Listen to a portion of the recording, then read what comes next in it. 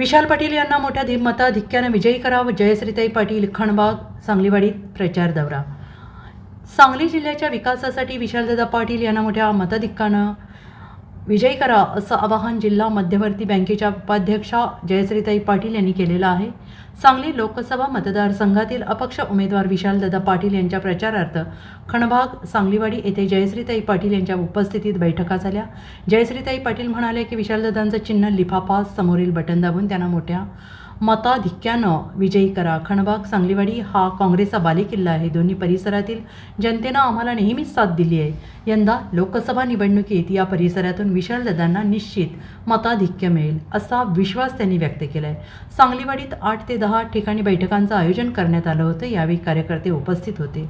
Bureau report SBN Marathi Sangli.